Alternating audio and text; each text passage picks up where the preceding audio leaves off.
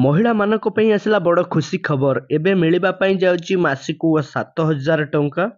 LIC बीमा सखी योजनार शुभारंभ करिसेंती प्रधानमंत्री नरेंद्र मोदी। कभी महिलाओं का बीमा भी नहीं होता था, आज लाखों बेटियां उनको बीमा एजेंट, बीमा सखी बनाने का अभियान शुरू हो रहा है। यानी जिस सेवा का लाभ पाने से कभी वो वंचित रही, आज उसी सेवा से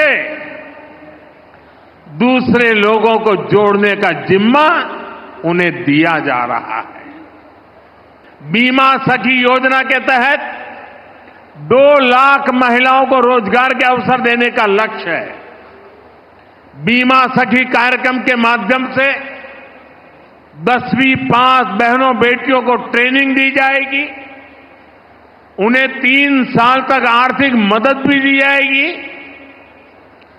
भत्ता दिया जाएगा। बीमा के सेक्टर से जुड़ा डेटा बताता है कि एक एलआईसी एजेंट हर महीने औसतन एवरेज 15,000 रुपये कमाता है। इस हिसाब से देखें तो हमारी बीमा सखियां हर वर्ष 2.25 लाख रुपये से अधिक कमाएगी। एही योजना अधीन रे चयन होइतिबा 10म पास महिला मानकु मिलिबो 7,000 टंका दरमा सहित मिलिबो कमिशन। एथिसह सेमानकु 3 वर्ष पर्यंत दियाजिबो बीमा एजेंट तालीम। पानीपतरू एलआईसी बीमा सखी योजनार आरंभ करी प्रधानमंत्री कहिसेंती एही योजनार उद्देश्य होइछि महिला मानकु आत्मनिर्भरशील कराइबा।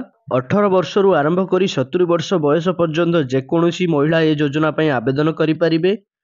एलआईसी निकटस्थ शाखा किंबा ऑफिशियल वेबसाइट रे एथि पई आवेदन करा जाई परिबो। आवेदन करिबा पई बयस प्रमाणपत्र, एड्रेस प्रूफ एवं 10म पास सर्टिफिकेट रे सेल्फ अटेस्टेड कॉपी अटैच करिबाकू हेबो।